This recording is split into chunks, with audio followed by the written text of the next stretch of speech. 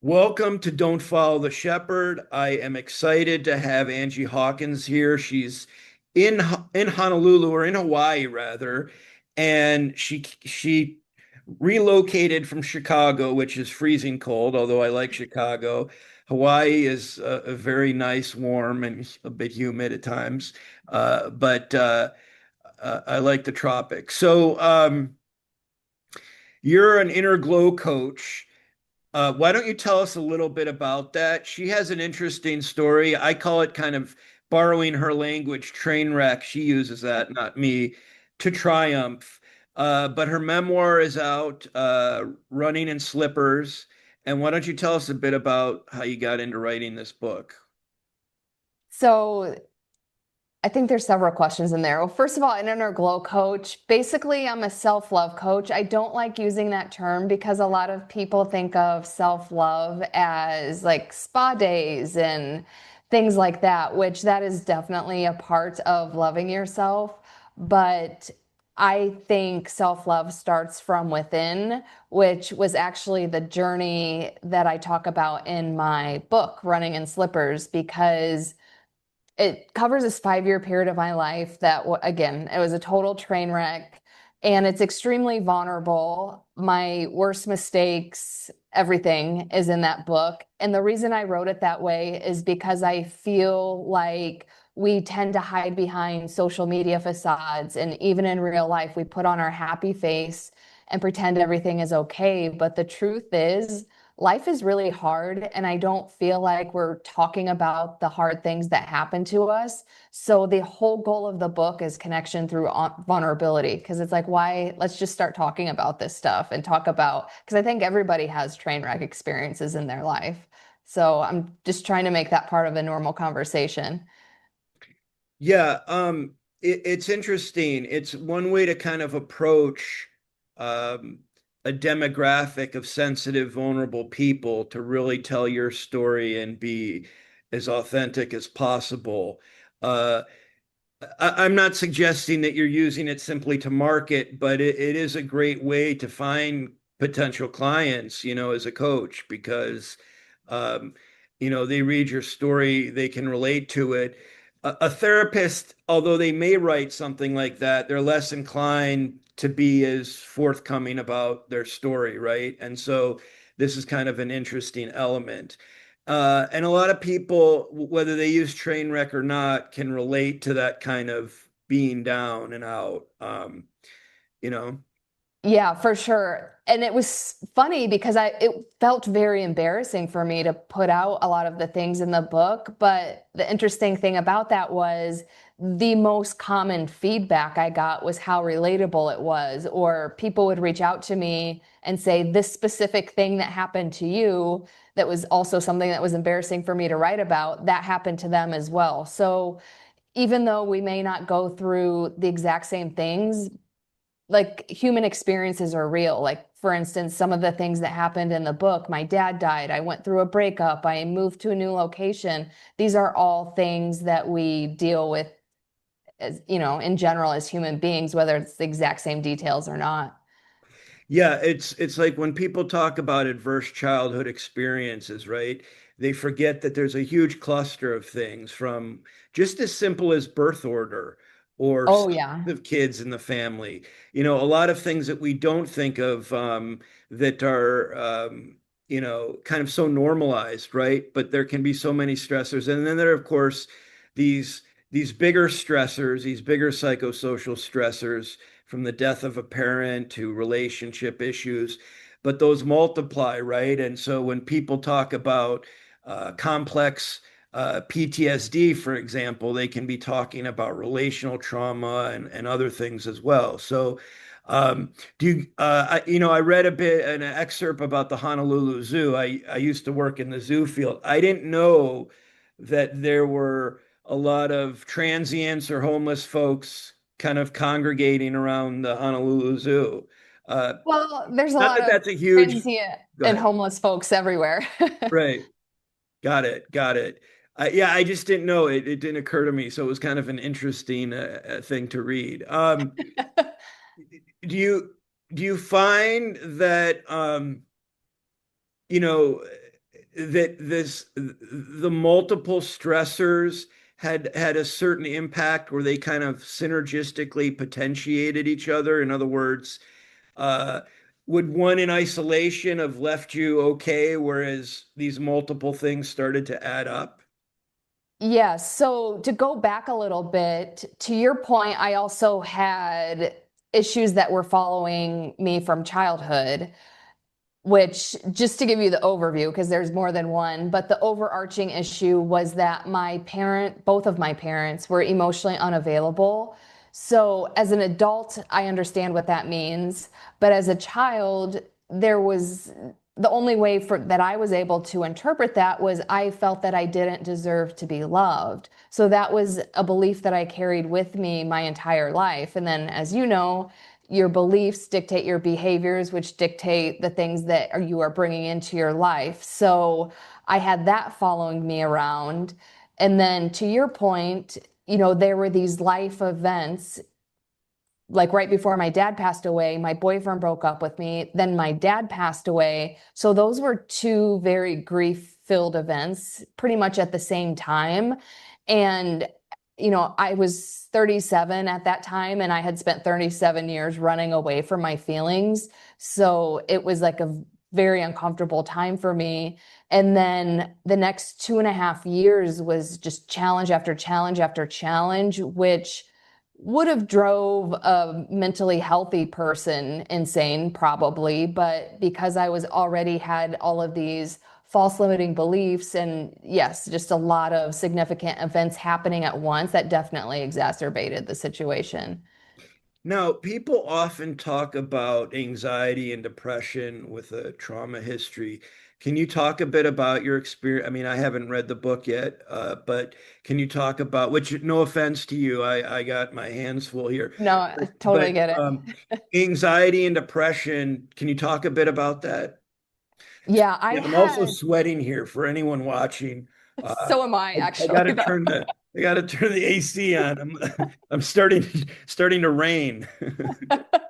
Um, I had debilitating anxiety for most of my life, but it also alternated with depression. And I think that happens with a lot of people because with anxiety, it's like when people are on drugs, like the uppers and downers, because you can only be up for so long. Because with anxiety, it's like your heart's beating fast, you're not really breathing, you're just like in this anxious, tense state, and it's really not sustainable long term. So I think then your body kind of throws itself into depression, and then you can't get out of bed, you can't really function normally. So I also did have bouts of depression for a long time. And unfortunately, instead of dealing with those things, because really the core of my anxiety was these limiting beliefs. For example, the root of it all was I believed I didn't deserve to be loved. So instead of dealing with any of that, I actually took anxiety medication for a long time. And then that ended up exacerbating my problems because then I just ended up taking more and more and more. And I wasn't dealing with the root of the problem. So I wasn't even being responsible about the anxiety medication. But once that all didn't work out for me, I realized that I needed help and I hired a coach myself. And one of the most valuable things I learned in that experience was how to regulate my emotions because with anxiety, I always felt like it was like overtaking my body. I felt like I didn't have control of my body. There were times I felt like I was having a heart attack. So I just always felt so hopeless and like my emotions were taking over me. And once I learned emotional regulation, it's like that was first of all, really empowering that I do have control over my emotions, but also that, they don't have to overtake you and that you can, regulate them and actually bring yourself back to a normal state. Um, did you did you use CBT? What kind of therapy did you use to combat the anxiety? So my coach basically, and this sounds so simplistic. He calls it being a functional adult because a lot of our behaviors are rooted in like beliefs that we had as children or teenagers. So then our reactions are that of a child or a teenager. So basically, what we worked on was how to be a functional adult. And a huge part of that is regulating your emotions, because when you're thinking clearly, then you're not reacting how a child or teenager would. You're actually acting like a rational adult. So it was basically a lot of behavior changes, and then those in turn changed my limiting beliefs to healthier and true beliefs. Yeah, I mean, anxiety, oh God, anxiety is right. It's the worst thing on the planet. Like people always say, would you rather deal with depression or anxiety? Well, they're both debilitating, but I think anxiety is rough. Uh, Yeah, I would rather deal with impression, but I did learn an anxiety hack, because physical sensations only last in your body for 90 seconds. The reason why they last longer is because the stories that we feed into them, which was one of my issues. I would always ruminate on the yeah, I was going to story. ask you, do you have OCD or do you think you Um, have? I've never been diagnosed, but I'm probably somewhere on the spectrum if I'm not clinical OCD. Yeah, this is the new thing for people to kind of the OCD educators or the psychoeducators are trying to help people understand the difference between anxiety and OCD because rumination, intrusive thoughts are Mm, so debilitating. Uh, yes. and people who don't understand it don't realize that, yeah, that person, they're rational, but they're having irrational thoughts, right? Like they're overcome by these intrusive thoughts. So, of course there's a genetic component, but I think, and I'm not speaking from a clinical standpoint, Yeah. but I'm just saying, it's interesting to hear people's story because it's, you break it down and you find even more similarities, right? So, Yeah. So that's a good point. um, yeah, so you wrote the book. What's the reference to running in slippers? So I live in Hawaii, and flip-flops are called slippers. So it really means running in flip-flops. The story as to how that came about is in the introduction of the book, so I won't give that away. But overall, running in slippers is a metaphor for life, because when you run in flip-flops, it can be fun, adventurous, and playful, but it can also be painful, scary, and dangerous, just like life. That's great.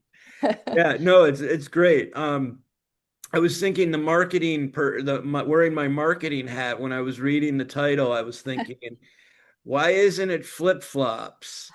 Not, You and know, then I realized, but no, I mean, it's great as long as you explain, and I mean, you don't even have to explain, but for audiences, I think they'll be curious, and that might even be more beneficial to you of why you use that word. yeah, and I'm actually surprised more people don't ask me that question, because a lot of people don't care. Maybe it's because of the cover, or again, I mean, it's explained within the first two sentences of the introduction, so maybe they are wondering, but then they don't care once they read that. Yeah, got it. How is life? So you're in Chicago, which can be cold and stressful, right? I imagine. I Yes. know I lived in the Great Lakes region, in the snow belt. So do you find Hawaii much more accommodating to kind of peace and tranquility, or how does that factor in?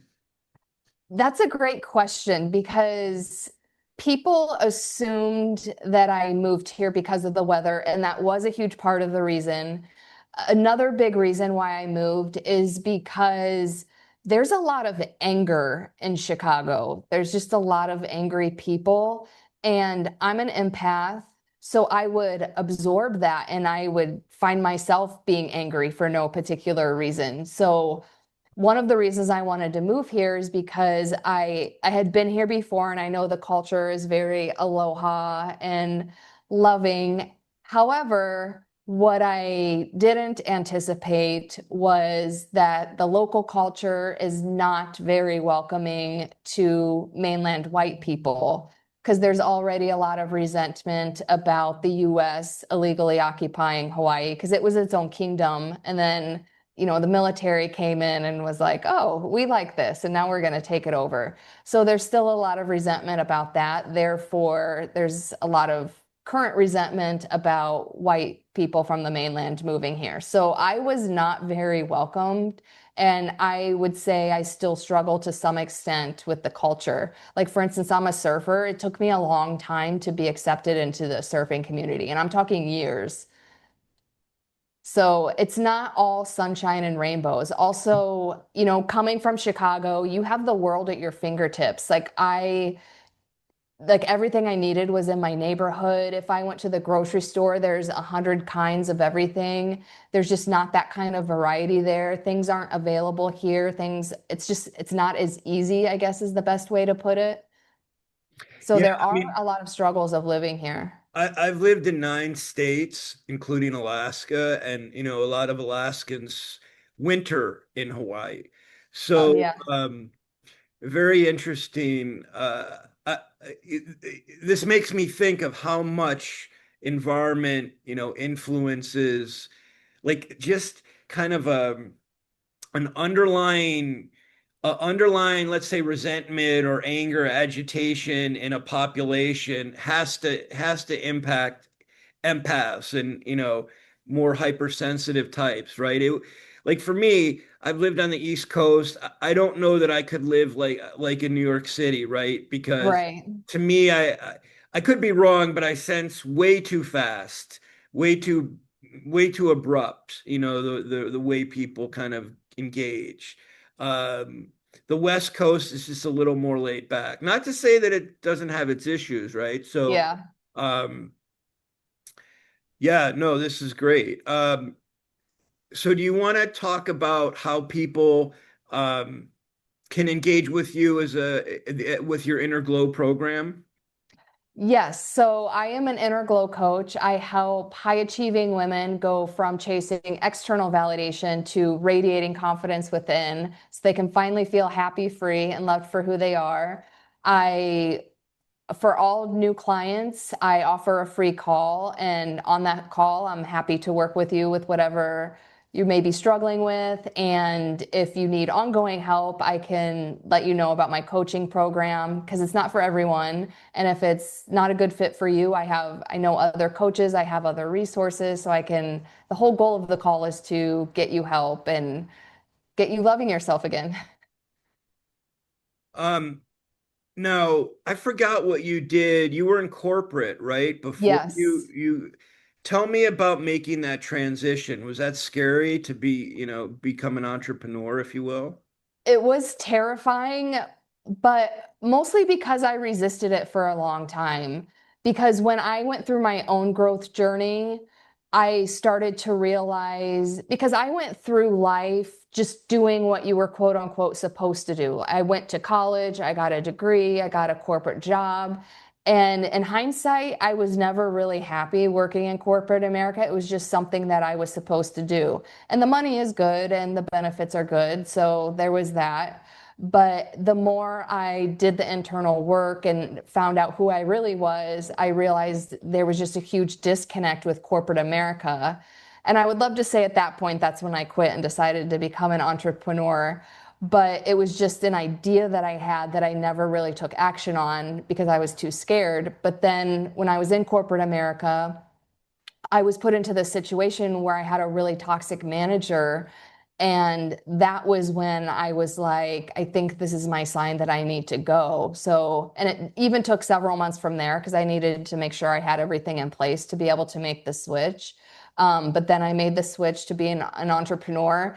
And honestly, the hardest part was the mindset piece because entrepreneurs have such a different mindset than corporate America. And I still kind of struggle with that because I was in corporate America for so long and honestly kind of have mild PTSD from corporate America. So I still have to deal with the residual effects of that.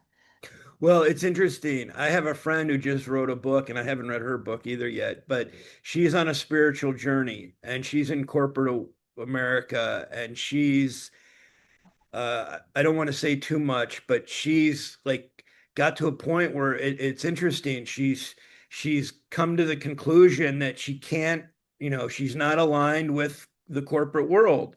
there have been some toxic things that she's seen, and like it just doesn't align with her. And so it's interesting of how she got to that point, kind of similar to you.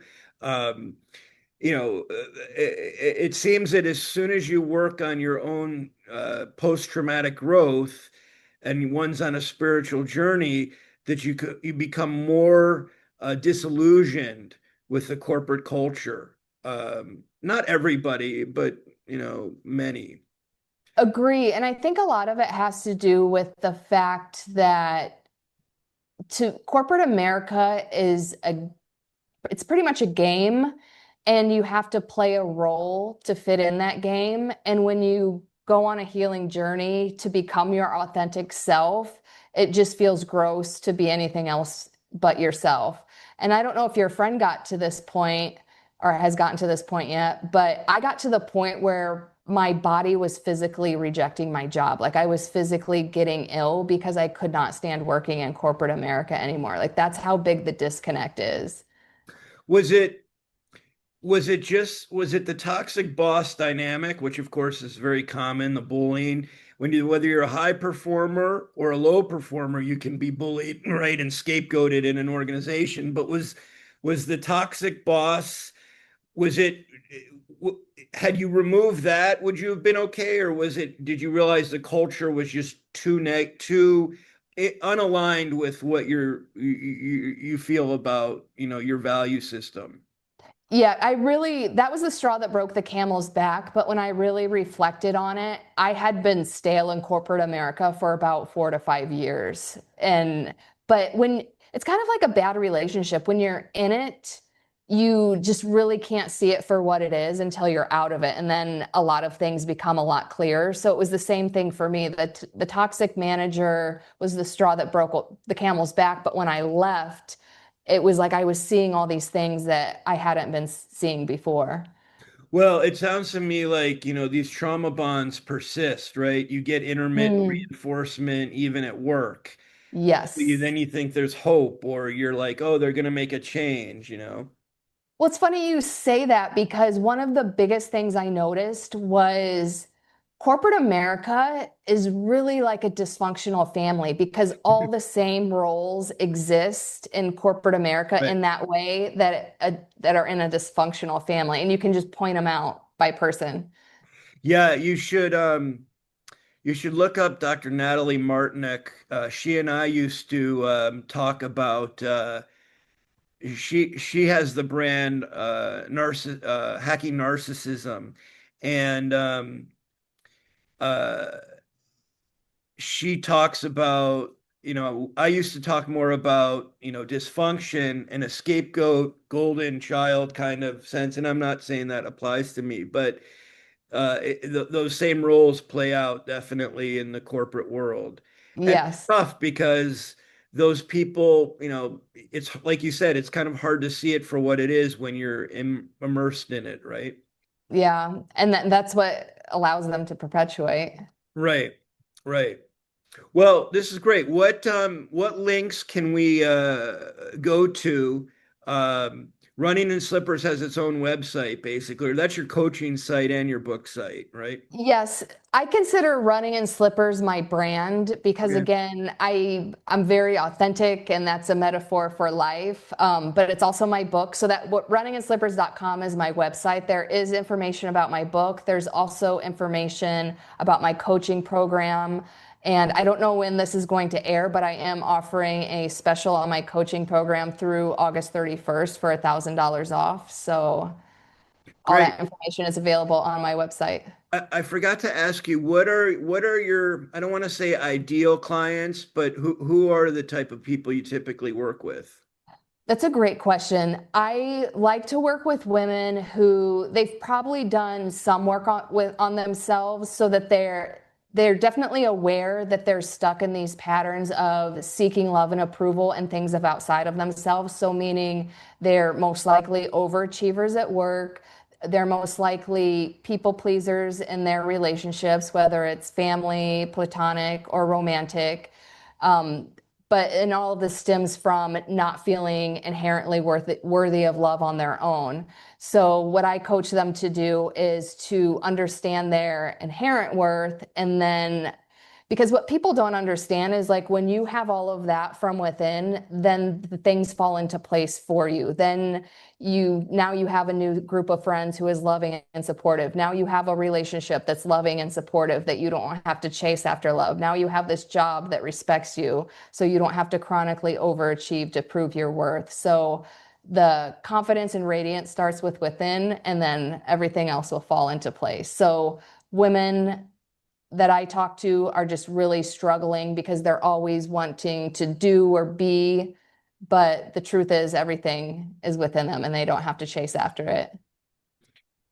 This lived experience, you can't, the neat thing about coaching, and this isn't to diminish therapy either, but the coaches usually, of course, have lived experience, right? And Yeah.